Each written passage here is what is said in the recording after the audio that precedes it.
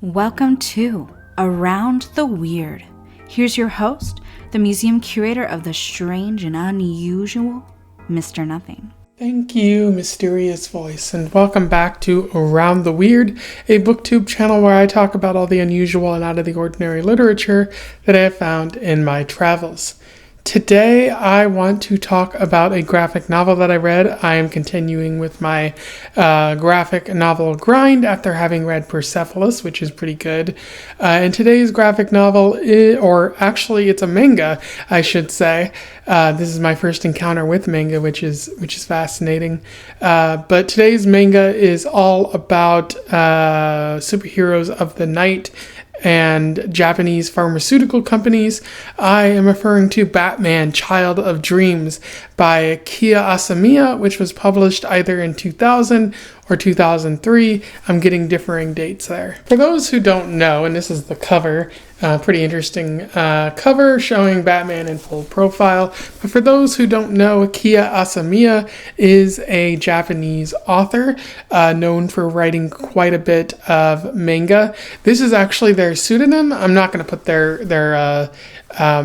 real name up or anything like that. And I don't even really have a good picture of them to put up either, because they are very well known at protecting their identity for reasons that aren't quite clear to me, but it's something that if they don't really want to be seen or anything like that, that's okay by me.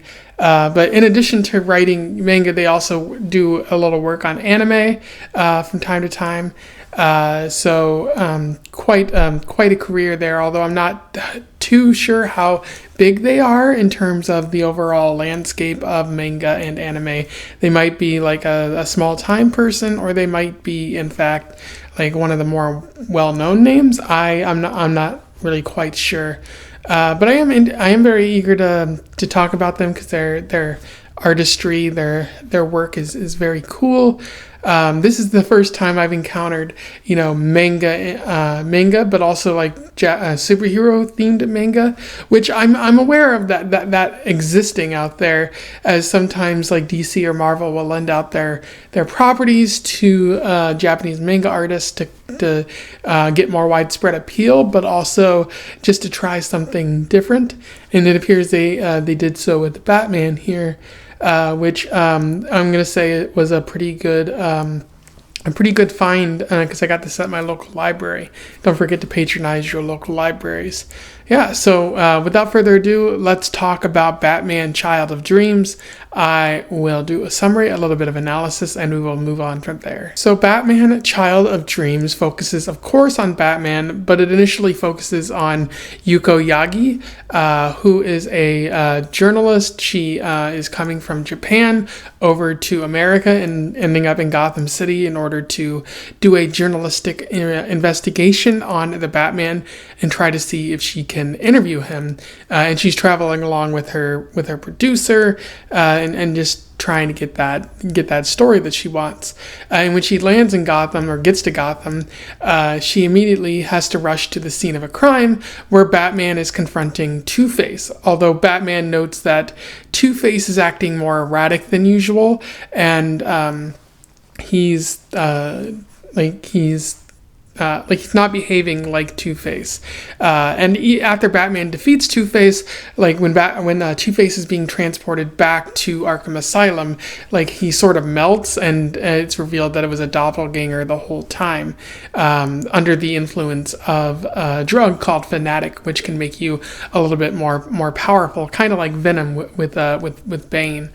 It also appears that the original Two-Face is still in Arkham Asylum, so Batman doesn't really know what's going on, or to what end these doppelgangers keep showing up, of Penguin or Riddler, and even Joker himself all have doppelgangers who are hawking Fanatic and trying to defeat the Batman in some way, but they are all packed and sent traveling, while Yuko investigates this as well and tries to figure out things. She ends up kidnapped, but Batman manages to rescue her, and Bruce Wayne and her strike up somewhat of a relationship, which seems to be more based on friendship than actual romance. Batman ends up fighting his own doppelganger on the orders of some unseen person, and the doppelganger does get a few hits in, but this is all in service of that unseen party investigating and getting a feel for Batman, so they can have data on how they fight, and end up defeating Batman eventually. But Batman unmasks the other Batman and finds out that was the Yuko's producer under the mask. And although he doesn't necessarily suspect that Yuko is at fault in this situation, he does sense that her news agency, or the people behind the news agency, her uncle who owns a pharmaceutical company, might be to blame. And so Bruce and Batman, they both travel to Tokyo to figure things out. Yuko also travels back because she suspects that something might be up, and she runs into Bruce Wayne there. They have a conversation about what's going on, and she agrees to take him to see her uncle, and then which Bruce does under the guise of a potential sale or of some kind for Wayne Enterprises. But Yuko also wants to investigate and get an interview. And when Bruce investigates her uncle Kenji, he discovers that Kenji is a little bit obsessed both with the crime in Japan, in Tokyo, but also the identity of Batman and who he is and whatnot. And so Bruce is a little bit suspicious of this person. Later, Yuko has dinner with Kenji, but he drugs her and gives her Fanatic and manages to convince her that she is Catwoman. And so Yuko as Catwoman and Batman fight, and she manages to get some hits in, but Batman manages to stop her and sedate her so that she can't do any further damage. And then he goes and confronts Kenji. Kenji is dressed as a new version of Batman and says that he's going to be more powerful than Bruce, and thanks to the drug that he's created, it's supposed to be a cure for cancer of some sort. So not only is he going to do that, but he's also going to take up the mantle of Batman, be this new and improved version, and take down crime in a much more efficient way.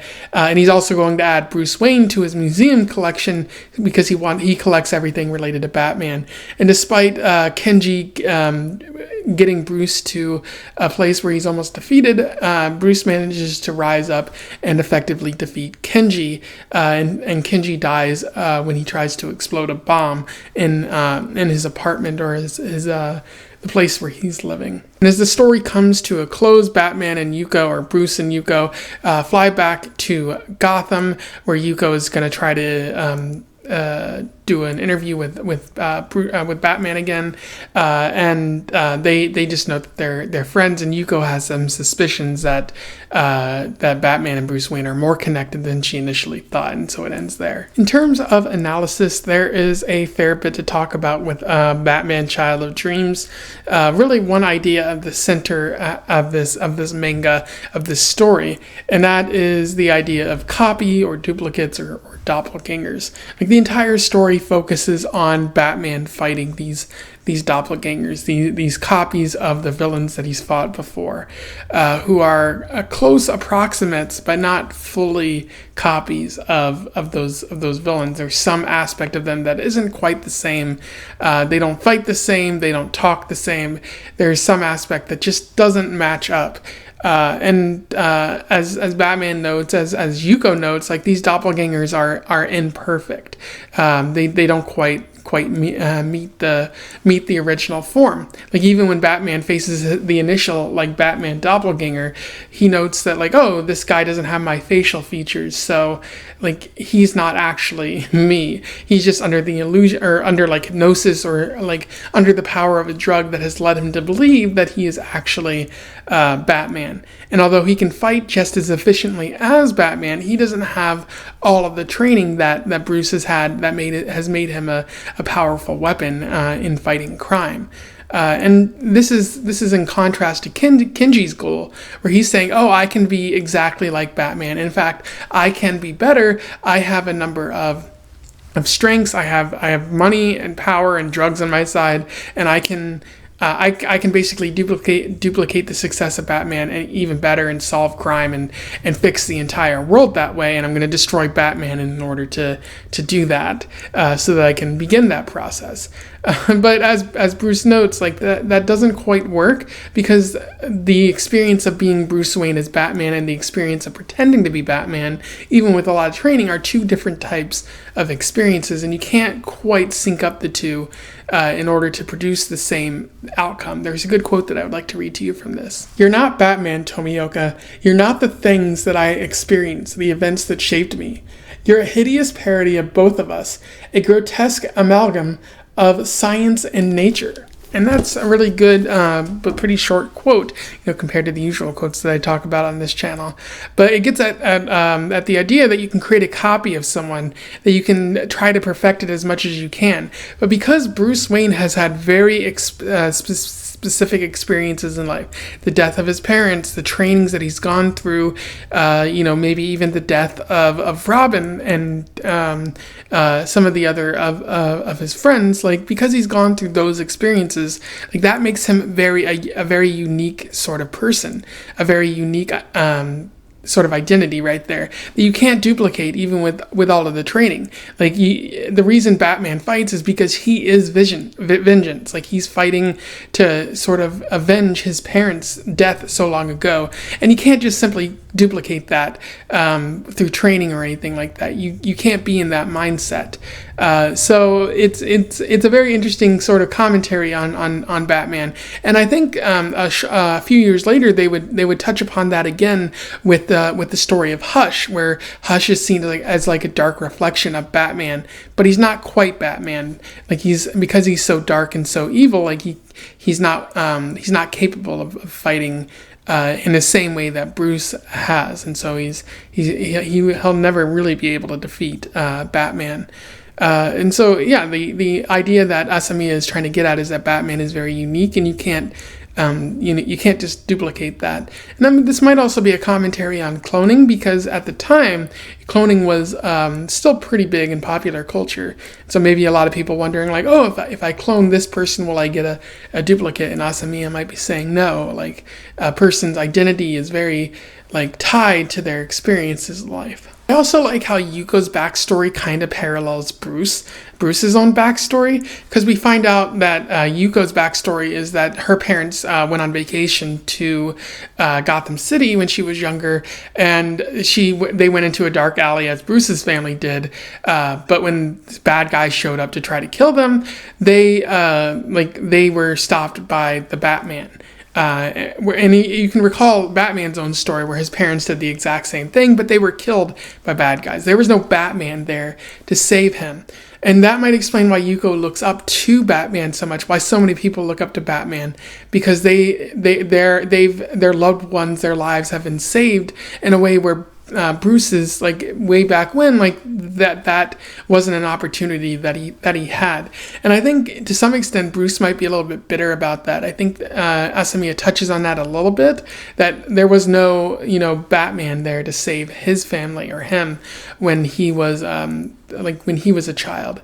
And so, like, he's been doing this for so long that he's had time to see the positive effects that his superheroing has had on other people. I also really like the manga style art, which you've probably seen throughout this video.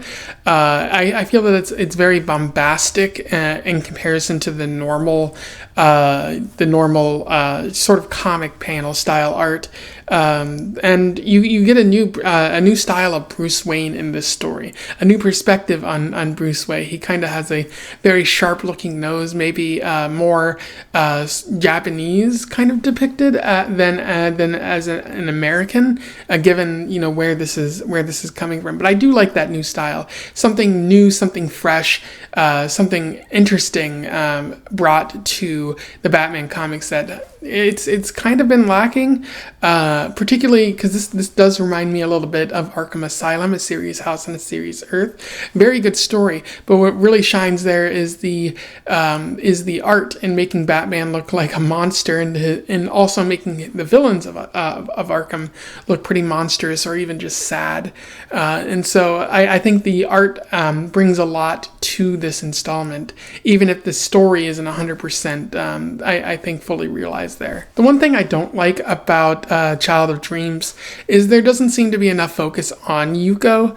I thought this would be a story from her perspective on who Batman was, and so you would get that fresh perspective from someone else's point of view, especially someone from a different culture. But it kind of just sort of fades back to Batman over the course of the story and focuses more on him and the things that he does. And at one point, Batman sedates Yuko and then goes and fights the bad guy. And I feel like there was a lot more potential there to explore Yuko's side of things and flesh her out more as a character. So I feel like that's a weakness that doesn't quite sink the story, but it does leave a lot more to be desired. Anyway, those are my thoughts on Batman Child of Dreams.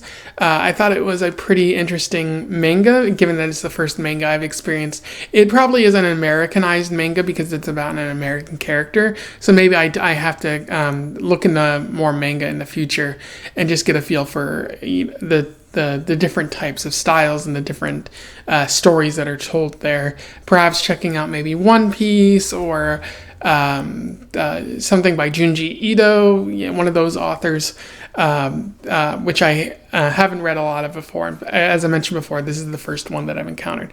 I do recommend it to you out there.